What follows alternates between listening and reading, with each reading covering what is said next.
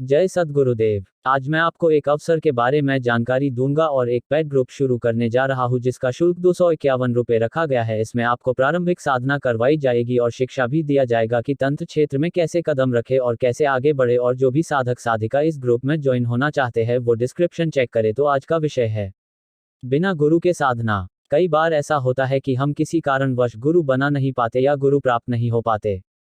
कई बार हम गुरु घंटालों से भरे इस युग में वास्तविक गुरु को पहचानने में असमर्थ हो जाते हैं। ऐसे में हमें क्या करना चाहिए? बिना गुरु के तो साधनाएं नहीं करनी चाहिए। ऐसे हजारों प्रश्न हमारे सामने नाचने लगते हैं। इसके लिए एक सहज उपाय है कि आप अपने जिस देवी या देवता को इष्ट मानते हैं उसे ही गुरु मानकर उसका मंत्र जाप प्रारंभ कर दें। उदाहरण के लिए यदि गणपति आपके इष्ट हैं तो आप उन्हें गुरु मानकर ओम गम गणपति नमः मंत्र का जाप करना प्रारंभ कर लें। लेकिन निम्नलिखित साधनाएं अपवाद हैं जिनको साक्षात गुरु की अनुमति तथा निर्देशानुसार ही करना चाहिए। 1. छिन्नमस्ता साधना। 2. शर्भेश्वर साधना। 3. अघोर साधनाएं। 4. शमशान साधना। 5. वाममार्गी साधनाएं। 6. भूत प्रेत वेताल जिन अप्सरा यक्षिणी पिशाचिनी साधनाएं। ये साधनाएं उग्र होती हैं और साधक को कई बार परेशानियों का सामना करना पड़ता है। इन साधनाओं को किया हुआ गुरु इन परिस्थितियों में उस शक्ति को संतुलित कर लेता है, अन्यथा कई बार साधक को पागलपन या मानसिक विचलन हो जाता है और इस प्रकार का विचलन ठीक नहीं हो पाता। इसलिए बिना गुरु के ये साधनाएं नहीं की जाती। इसी प्रकार मानसिक रूप से कमजोर पुरुषों, स्त्रियों, बच्चों को भी उग्र साधनाएं गुरु के पास रहकर ही करनी चाहिए। साधना में गुरु की आवश्यकता। मंत्र साधना के लिए गुरु धारण करना श्रेष्ठ होता है। साधना से उठने वाली ऊर्जा को गुरु नियंत्रित और संतुलित करता है, जिससे साधना में जल्दी सफलता मिल जाती है। गुरु मंत्र का नित्य जाप करते रहना चाहिए। अगर बैठकर ना कर पाएं तो चलते फिरते भी आप मंत्र जाप कर सकते हैं। रुद्राक्ष या रुद्राक्ष माला धारण करने से आध्यात्मिक अनुकूलता मिलती है। रुद्राक्ष की माला आसानी से मिल जाती है, आप उसी से जाप कर सकते हैं। गुरु मंत्र का जाप करने के बाद उस माला को सदैव धारण कर सकते हैं। इस प्रकार आप मंत्र जाप की ऊर्जा से जुड़े रहेंगे और यह रुद्राक्ष माला एक रक्षा कवच की तरह काम करेगा। गुरु के बिना साधना। स्तोत्र तथा सहस्रनाम साधनाएं बिना गुरु के भी की जा सकती हैं। जिन मंत्रों में 108 से ज्यादा अक्षर हों उनकी साधना बिना गुरु के भी की जा सकती है। शाबर मंत्र तथा स्वप्न में मिले मंत्र बिना गुरु के जाप कर सकते हैं। गुरु के अभाव में स्तोत्र तथा सहस्रनाम साधनाएं करने से पहले अपने इष्ट या भगवान शिव के मंत्र का एक पुरस्चरण यानी 1,25,000 जाप कर लेना चाहिए। इसके अलावा हनुमान चालीसा का नित्य पाठ भी लाभदायक होता है। मंत्र साधना करते समय सावधानियां। मंत्र तथा साधना को गुप्त रखें, ढिंढोरा ना पीटें, बेवजह अपनी साधना की चर्चा करते ना फिरें। गुरु तथा इष्ट के प्रति अगाध श्रद्धा रखें। आचार विचार व्यवहार शुद्ध रखें।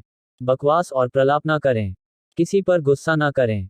यथासंभव मौन रहें। अगर संभव न हो तो जितना जरूरी हो केवल उतनी बात करें। ब्रह्मचर्य का पालन करें। विवाहित हो तो साधना काल में बहुत जरूरी होने पर अपनी पत्नी से संबंध रख सकते हैं। किसी स्त्री का चाहे वह नौकरानी क्यों न हो, अपमान न करें। जप और साधना का ढोल पीटते न रहें, इसे यथासंभव गोपनीय रखें। बेवजह किसी को तकलीफ पहुंचाने के लिए और अनैतिक कार्यों के लिए मंत्रों का प्रयोग न करें। ऐसा करने पर परदैविक प्रकोप होता है जो 7 पीढ़ियों तक अपना गलत प्रभाव दिखाता है। इसमें मानसिक या शारीरिक रूप से विकलांग बच्चों का जन्म, लगातार गर्भपात, संतान ना होना, अल्पायु में मृत्यु या घोर दरिद्रता जैसी जटिलताएं भावी पीढ़ियों को झेलनी पड़ सकती है। भूत प्रेत जिन पिशाच जैसी साधनाएं भूलकर भी ना करें। इन साधनाओं से तात्कालिक आर्थिक लाभ जैसी प्राप्तियां तो हो सकती हैं, लेकिन साधक की साधनाएं या शरीर कमजोर होते ही उसे असीमित शारीरिक मानसिक प्रताड़ना का सामना करना पड़ता है। ऐसी साधनाएं करने वाला साधक अंततः उसी योनि में चला जाता है। गुरु और देवता का कभी अपमान न करें। मंत्र जाप में दिशा, आसन, वस्त्र का महत्व। साधना के लिए नदी तट, शिव मंदिर, देवी मंदिर, एकांत कक्ष श्रेष्ठ माना गया है। आसन में काले लाल कंबल का आसन सभी साधनाओं के लिए श्रेष्ठ माना गया है। अलग अलग मंत्र जाप करते समय दिशा, आसन और वस्त्र अलग अलग होते हैं। इनका अनुपालन करना लाभप्रद होता है। जाप के दौरान भाव सबसे प्रमुख होता है। जितनी भावना के साथ जाप करेंगे उतना लाभ ज्यादा होगा।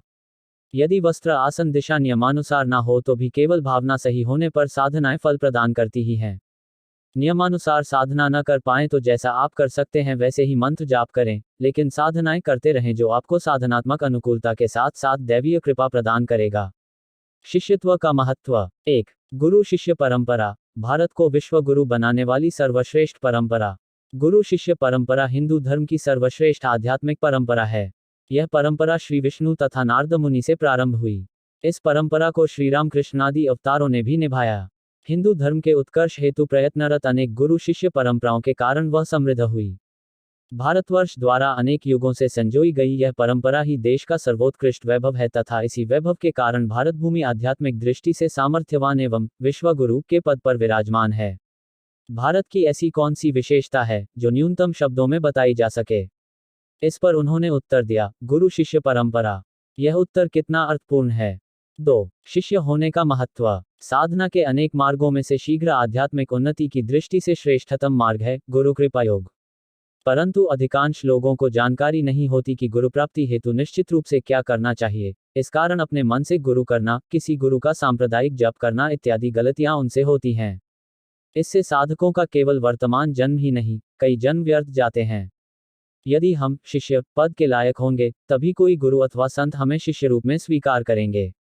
गुरु प्राप्ति हेतु एवं गुरु कृपा का प्रवाह सतत होने हेतु शिष्य होने की दृष्टि से साधक में कौन से गुणों का होना आवश्यक है, इस संदर्भ में कुछ सूत्र हम इस लेख में देखेंगे।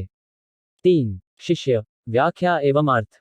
आध्यात्मिक उन्नति हेतु जो गुरु द्वारा बताई साधना करता है, उसे शिष्य कहते हैं। कुलार्णव तंत्र में शिष्य की व्याख्या कुछ इस प्रकार की गई है, जो तन, धन एवं प्राण अर्थात सर्वस्व गुरु को समर्पित कर उनसे योग सीखता है, अर्थात गुरु द्वारा बताई साधना करता है, वह शिष्य कहलाता है।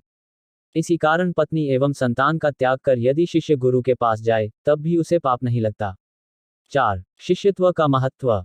देव, ऋषि, पितर एवं समाज, ये 4 ऋण शिष्य को चुकाने नहीं पड़ते। श्री गुरु गीता में कहा गया है, गुरुपुत्र कहलाने योग्य कोई गुरु सेवक शिष्य यदि व्यवहार में ना समझ हो, तब भी उसकी दीक्षा, व्रत, तप इत्यादि साधना सिद्ध होती है। जो गुरु सेवक नहीं है, उन्हें ऐसा फल नहीं प्राप्त होता। गुरुपुत्र अर्थात शिष्य, नासमझ अथवा मूर्ख अर्थात बाह्यतः मूर्ख प्रतीत होने वाला। वेदों का सिद्धांत है कि शिष्य बाह्यतः भले ही मूर्ख हो, तब भी उसके पास जाने वाले की सर्व इच्छाएं पूर्ण होती हैं। श्री रंगनाथ स्वामी कृत। इस संसार में केवल गुरु शिष्य का नाता ही पवित्र माना गया है। यही एक नाता खरा है। गुरु शिष्य के संबंध केवल आध्यात्मिक स्वरूप के होते हैं। शिष्य को एक ही भान होना चाहिए, मेरा उद्धार हो। गुरु को भी एक ही भान रहता है कि इसका उद्धार होना चाहिए। गुरु शिष्य का नाता आयु पर नहीं, अपितु ज्ञानवृद्धि एवं साधना वृद्धि पर आधारित होता है। जीव सृष्टि के सर्व प्राणी ज्ञान और साधना के माध्यम से अभिवृद्धि साध्य करते हैं।